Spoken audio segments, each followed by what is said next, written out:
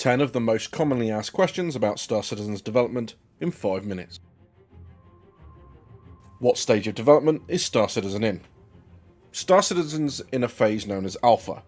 I mean, honestly, it has become a bit of a meme at this point, but that doesn't make it any less true. Now that the direction for the multiplayer game has finally been set, Alpha is all about adding the core elements to the game. Forget missions or content or polish. This is all about building the foundations of the game from absolutely nothing. Is that like early access? No, not even close. Valve would yeet Star Citizen off of early access on their store. It's not ready for that. This is well before it had reached the threshold as far as Steam's concerned.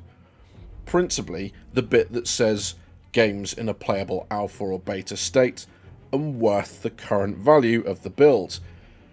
And look, whilst there are plenty out there who would argue that it is worth it for them, the fact that things like missions, the stuff you actually do in the game, is only added to prove that the concept works and then they move on, I don't think that it really applies for the average gamer at this point.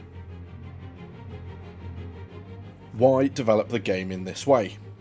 Well, because Star Citizen is almost entirely crowdfunded, they had to deliver something to us backers. The early concepts of the game had it being ready way back in 2014 and going into open development of some sort before it was released. They had to get something out to show people that it wasn't just a take the money and run scheme, but it is taking far longer than anyone expected. You say early concepts, does that mean the plans have changed? Absolutely, yeah. Back in late 2015 it became clear that Star Citizen crowdfunding wasn't going to run out, it was just increasing. A lot of features have been added up to that point through stretch goals, and here the scope of the game really expanded. It's the same core ideas, but a massive increase in scope and depth.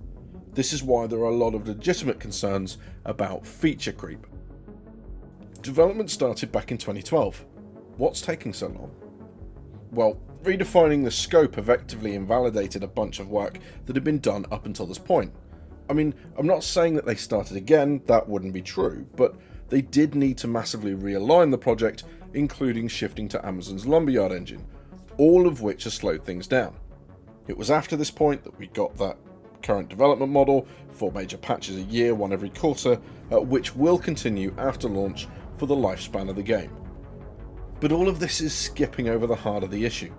No game has been done to this level of detail at this scale before. People can point to bigger game universes or more detailed mechanics, but not all of these things in the same package. So when will it be done?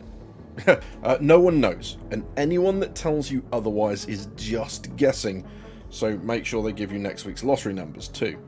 This is not a quick process. It will get quicker as there are a bunch of tools that they have that are waiting on other tech before they can be fully used, but even then, it's going to be a very long road to beta, let alone anything like completion. If it's an alpha, why do they keep adding ships? Well, 2 parts to this. Firstly, crowdfunding. It's money, straight up. Secondly, is that the artists and modelers who are working on the ships are going to be no use at all when it comes to back-end networking code. If they can't help with the core tech that's needed, why wouldn't they be working on ships? Why aren't they focusing on stability or more players per server? Well, being an alpha means that adding new stuff is just going to break some of what's already there, so why polish something if you know it's going to change multiple times? It's this reason that servers are limited to 50 players, because there's zero point in expanding an old tech you're just going to replace. That's just wasted effort. What's the next big milestone? The next biggest milestone is also probably the single largest technical hurdle for the game, server meshing. This is how the game will dynamically add servers to deal with increased load and will hopefully mean that we can have all players on a single server for each region. I mean, we don't have a date for it yet. What we do know is that we won't have any new systems until the first iteration of server meshing lands. What about Squadron 42? That is a very good question. After promising regular video updates, Squadron 42 has kind of been cloaked in radio silence, apart from some vague updates in a newsletter. This too has no release date. All we know is what Chris Roberts has been saying for a while now. We won't get it until it's ready. You and I both know that there are plenty of people that could do with seeing this video, so please feel free to share it, invite them to come and see it. You've been watching Trinkets with Gaming Problems. Thank you very much for stopping by. I'll see you soon.